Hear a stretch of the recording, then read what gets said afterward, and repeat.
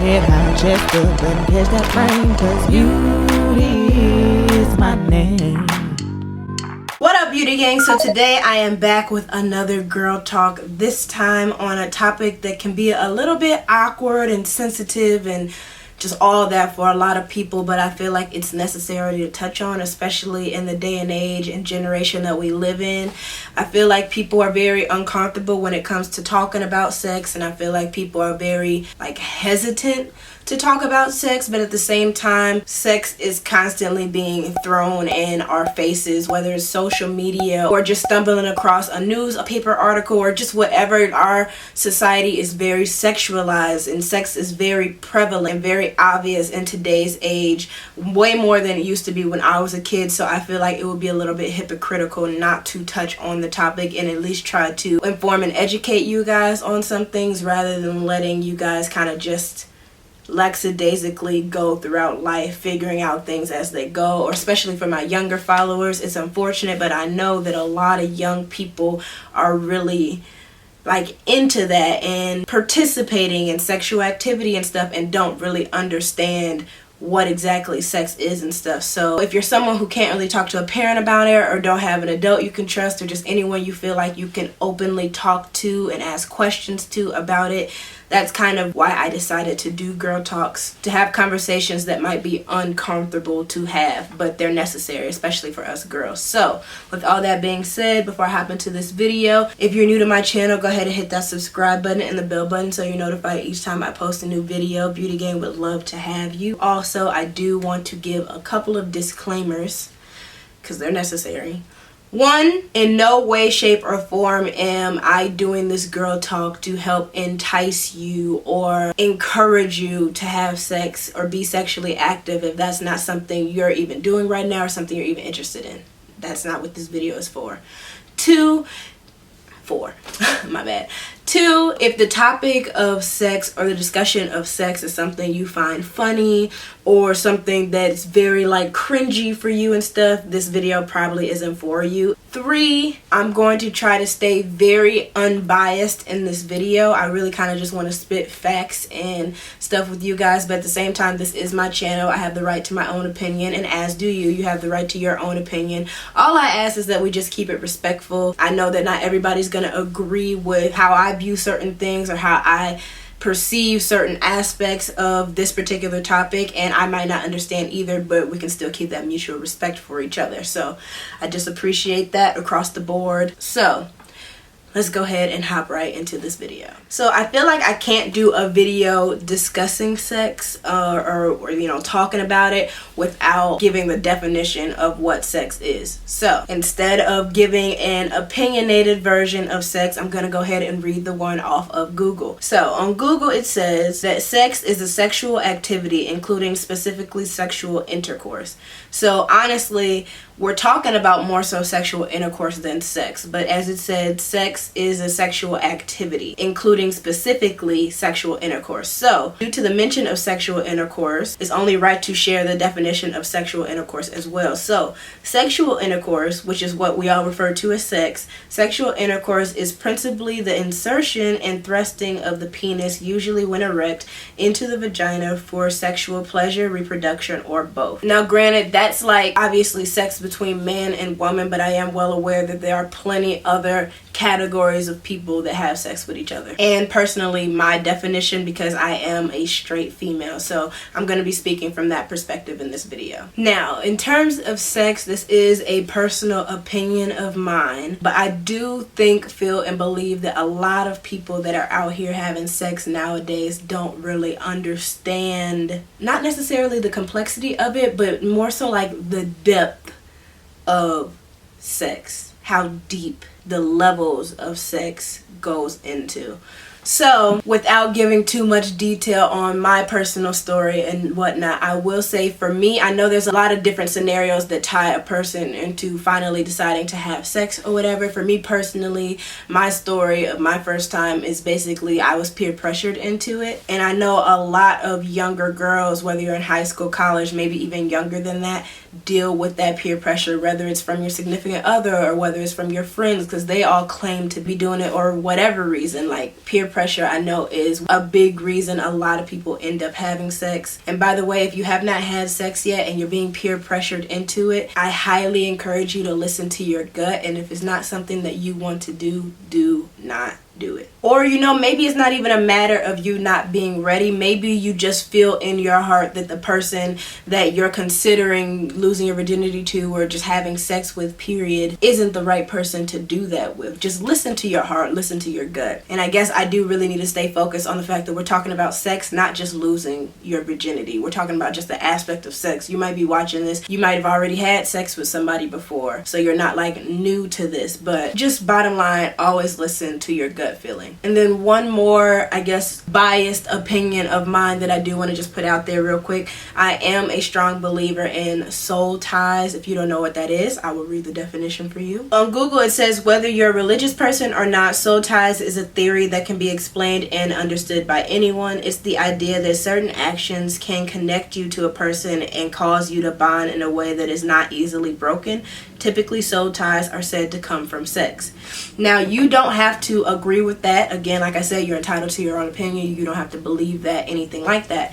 But I personally am a believer in soul ties, and I do really believe that through sexual intercourse and interaction with a person, you are kind of basically tying your soul to them. You're kind of sharing energy with them, if that makes sense. Now, before I say this, don't shoot the messenger. This is just what I've heard. This is what I've observed, you know, stuff like that.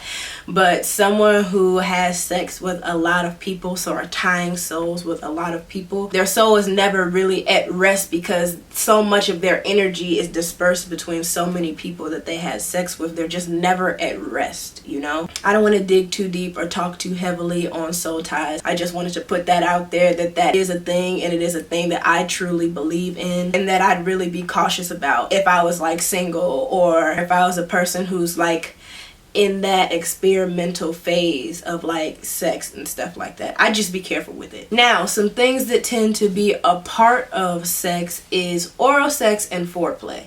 So I guess I'll do foreplay first. Foreplay, based off Google's definition, is anything sexual you do before you have sex. It can be whatever you want it to be. Flirting, kissing, dancing, touching, and caressing are just some examples. I guess another opinion of mine is that foreplay is more so kind of for us girls benefits than for the guys, because honestly you can just touch them and they'll just be ready, whereas us, it takes some, well, I don't know, this is another opinion, like I said, and like not to say that foreplay is needed or necessary to have sex, but I personally think it makes sex better. I think that emotions become higher through connecting in a way that doesn't involve penetration or anything like that. So yeah, there's foreplay, and then there's also oral sex. Oral sex is a sexual activity in which the genitals of one partner are stimulated by the mouth of the other. One thing I do want to touch on about oral sex before we continue is that do not feel obligated to offer or do oral sex to your partner if that's not something you're comfortable with. I don't really think it's for everyone. I don't think it's like a natural thing that everyone's just down to do, and if you're not down to do it, it is fine.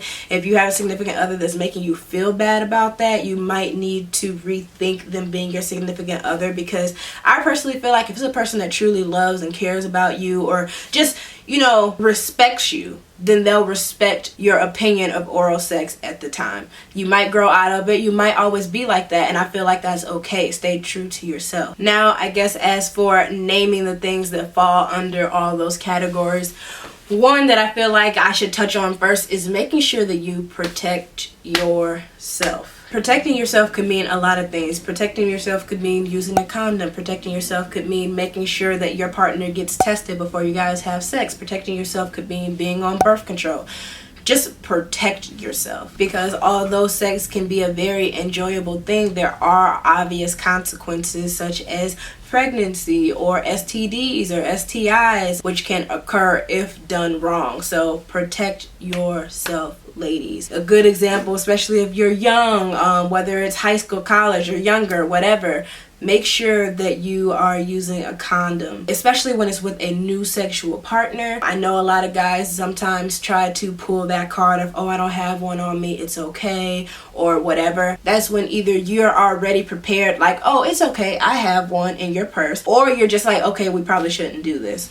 protect yourself. A couple minutes of gratitude is not worth a lifetime of regret. And speaking of protecting yourself and birth control, I might end up making a more detailed video if you guys would like on birth control and stuff. I don't really feel like I'm that great of an expert on it though, because I've only tried 2 birth controls and both were like major fails for me. So for over a year now, I've not been on birth control. I had did the NuvaRing before, which was basically like this plastic O, and you insert it up there for how long? I think 3 weeks, and then you take it out for the week of your cycle. So I liked that because I could continue to have my cycle. It didn't stop it completely or make anything abnormal, but there was a lot of stuff on the news about how NuvaRing was causing blood clots that could eventually lead to death, and it was just too risky. So that was my NuvaRing fail. I didn't feel it was worth my life. And then 2, I had did the shot. I forgot exactly what it's called, like what medication they insert into you or whatever.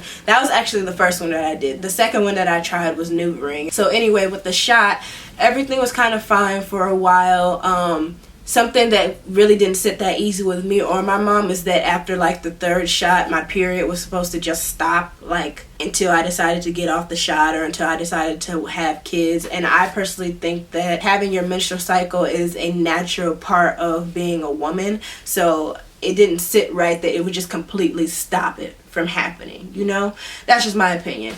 But anyway, that's not what made me get off of it. What made me get off of it was I literally was depressed, and that is a potential symptom that is said when you take the shot birth control. I've always been like a really kind of like happy, high-spirited, joyful person, so I knew something was really off when I was just like in a deep depression and I didn't really even have reasons as to why. You know, I'm a very jolly spirit, so even when times get really, really rough for me, I still don't fall into no dark depression. So I ended up getting off that, and then that's when I did NuvaRing, and like I said, NuvaRing was a fail. So those are my 2 fail stories in terms of birth control. That's why I decided to just leave birth control alone altogether, and I wasn't really interested in researching any other birth controls to get on, because I'm like, okay, 3rd time's a charm, and that's a charm I don't want. So that's my personal opinion. If you're on birth control and you're sexually active and it works for you, good for you. But if you had any of the symptoms that I had or worse, you know, there's easier ways to go about having safe sex other than to put your body through those different things. My opinion, you don't have to listen to it. Now, as for some suggestions I have for you guys that are sexually active or, you know, on the verge of being sexually active or whatever, just has to do with sex. One is to talk about it with a trusted adult, friend, family member, whatever. I really think it's important to talk/open up to people about sex, especially if you have questions that, you know, I didn't answer, or you just have questions in general about a lot of stuff, you know, because I wish I really would have taken advantage of that when I was younger, but you know, I felt like I was too young to be having it, especially too young to be having it and then sharing that I'm having it with my mother. I can come to her about anything. I'm sure I could have even came to her about it at the age that I started having sex at, but I was just too embarrassed to discuss it. But I really wish I would have, so I could have been a little bit more smart about it, a little bit more educated about it, you know, stuff like that. Because I do truly feel like it's important to be educated and knowledgeable on the topic, since it's something that is kind of a part of our way of life. So try to find somebody particularly older than you who've experienced it a little bit more than you, that you can openly talk about it to. I know my older cousin was someone I could honestly talk to about it too, but again, I was very embarrassed. I didn't tell anybody about it other than my best friends, but they were like the same age as me, so they couldn't really help me out like that. We could share our stories, but you don't benefit and gain knowledge from that, you know what I mean? Not in the way that you would if you were talking to someone a little older and a little wiser than you. Another suggestion is to be careful who you talk about your sex life to. That's something I've never had a struggle with or problem with. I'm not like a blabbermouth where I'm just telling people my business, but especially if you're in like school and stuff, I don't think that your sex life is something that should be like on display or something that everybody should have in their mouth or know about. I think that you should keep it in a very small circle, a very small trusted circle. Keep your business private, and therefore it leaves no room for people's judgment, opinions, twisted words, like anything like that. Another huge, probably the biggest suggestion that I have is to have an open dialogue with your sexual partner about your sex life. So whether it's talking about things you do and don't like, things you do and don't want to try, just stuff like that, it's important to be able to have an open conversation and dialogue about it. And honestly, if that's something that makes you uncomfortable or something you feel like cringy talking about and stuff, you probably shouldn't be having sex. And you know, it's okay to take offense to me saying that if you're one of those people, because honestly, the first person to tell me that was Josh, and it offended me originally. But I thought about it a little harder and I was like, he's kind of right. How am I going to participate in such an act or such an activity, such an intercourse, and then not be comfortable enough to converse about it with him? You know, I'm able to share that aspect of me and open myself to him, but I'm not able to verbally do the same. And if that's the case, that's an imbalance that should not be there. So I think it's extremely important to be able to have an open dialogue with your sexual partner about you guys' sex life, so that you guys remain on the same page about everything at all times. And now, before I hop into like the consequences that can come with sex, one more thing I do want to touch on is the fact that pornography, maybe I should have looked up the definition of porn. Let me go ahead and do that real quick. So it says that pornography is the portrayal of sexual subject matter for the exclusive purpose of sexual arousal. Pornography may be presented in a variety of media, including books, magazines, postcards, photographs, websites. Honestly, pornography is literally probably on your social media timeline based off the society we live in nowadays. But anyway, back to my point. Pornography, if you watch it or if that's something that you've seen before or whatever, is an unrealistic fantasy world. And by that I mean, do not compare real life sex to pornography. It's overly glamorized, and even like, let's take away pornography, let's just take away like sex scenes that you might see on ABC TV series. That stuff is extremely glamorized. Society has glamorized sexual intercourse to the point where when you finally have it, you're kind of thinking like, oh, I saw it happen here, why doesn't it happen the same way in this moment that I'm in? So please don't get caught up in like the hype of pornography or the fantasy world of pornography, because it's unrealistic and it has a tendency to leave a lot of people like unsatisfied with their sex life because they thought it was gonna be like what they observed somewhere else. And I guess a good example of it being unrealistic is there are occasions when the camera stops rolling when people are shooting porn, and maybe the man might have ejaculated and you know they have to start all over. Just like I can edit this YouTube video and I can cut my clips, and to you guys it seems like no time is lost, but to me I might have cut out 15 seconds. That's the same thing that can happen with pornography. Just don't be fooled by it, don't get too caught up with it, and don't base your sex life off of it. Now lastly, I feel like I cannot make a girl talk about sex without touching on the consequences that can come with sex if you're not safe, if you're not careful, if you're not protected. So the top consequences personally to me would be a STI or a STD. If you're having sex and you've never even heard of those terms, I hope nobody that's watching this is having sex and you've never heard of those terms. So in terms of STDs and STIs, I feel like a lot of people kind of get the two confused or tie the two into one, which they're not really wrong about. But basically, just to be specific, an STD is the most commonly used term for the collection of medical infections that are transmitted through sexual contact.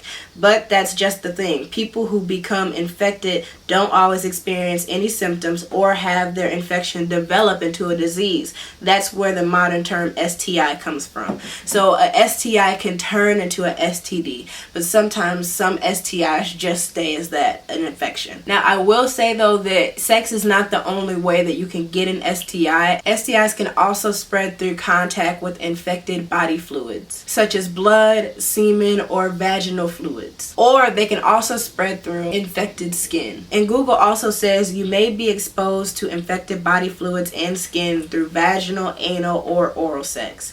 Oh, I guess I didn't touch on anal sex, but that's something I'm just completely not into. I don't plan to ever be into. So if that's something that you want to look up for yourself, go ahead, be my guest. But that's not something I'm touching on in this video.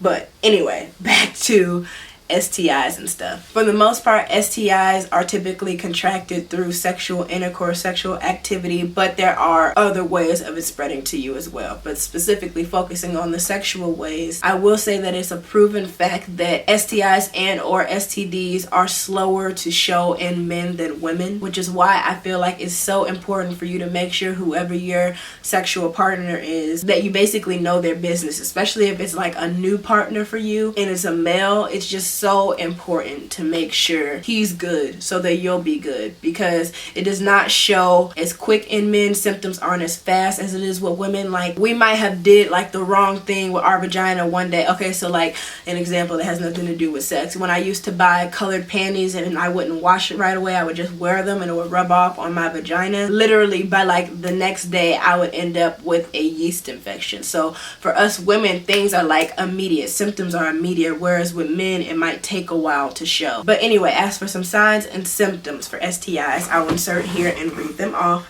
Sores or blisters on the genitals, on or around the anus or mouth. Irregular growths, so things such as warts in the genital area. Vaginal discharge, may be unusual smelling or discolored. Us women, we know our bodies. We know what looks right and smells right. We know what looks wrong and smells wrong. Genital itching, pain with urination or having a bowel movement.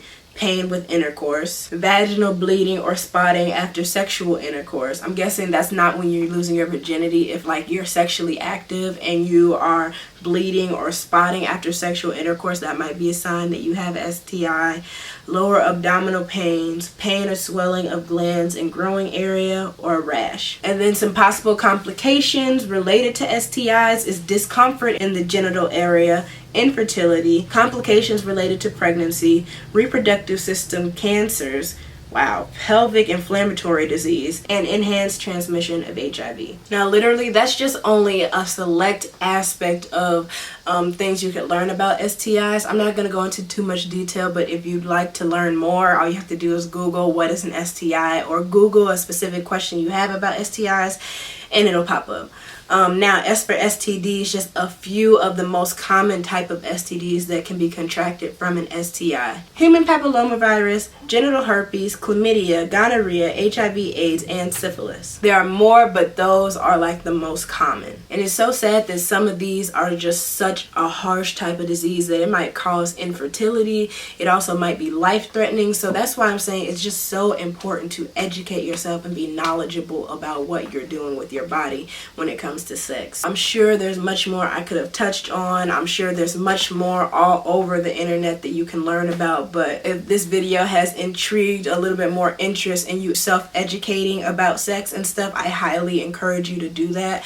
But I do hope this video was helpful for someone. I hope it was informative. I hope that it helped give someone out there a better understanding of what sex is and what comes with it. I feel like I just scratched the surface of it, but that was all I could really think of at this time. So if I think of a lot more to touch on or something, I might do another girl talk, or maybe I'll just go into more specifics of the topics that I went into. But yeah, let me know how you guys like this video. If you guys like this video, if you'd like more uncomfortable, in-depth girl talks, because they need to be had. Like, we need to have like an open forum and communication about it, because if we don't look out for each other and share ways that can help us stay safe and keep us healthy, then that's a problem. So if any of you guys have anything else you want to share about your personal self, your personal sex life, you have any suggestions for people, you have any stories you might want to share that you think will be helpful, please don't hesitate to comment those below. I'd love to see an open dialogue between Beauty Gang, because we're all here to help each other out. And yeah, I know this was a pretty heavy topic. That's why I didn't really try to make any comic relief like I typically would in a girl talk video, because I don't think any of it is really funny or comical, and I didn't want anything to be overlooked due to me making comic relief, because all of it is important.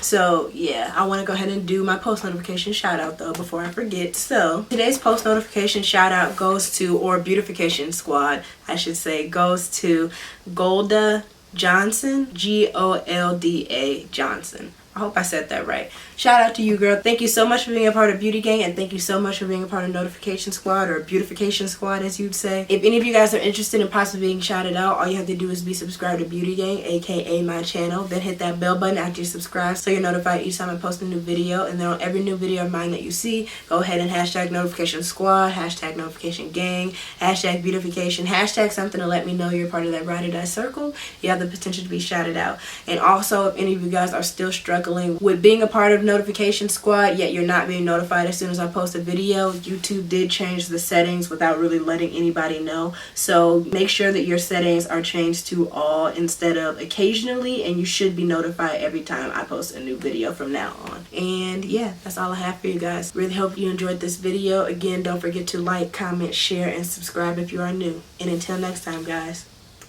bye.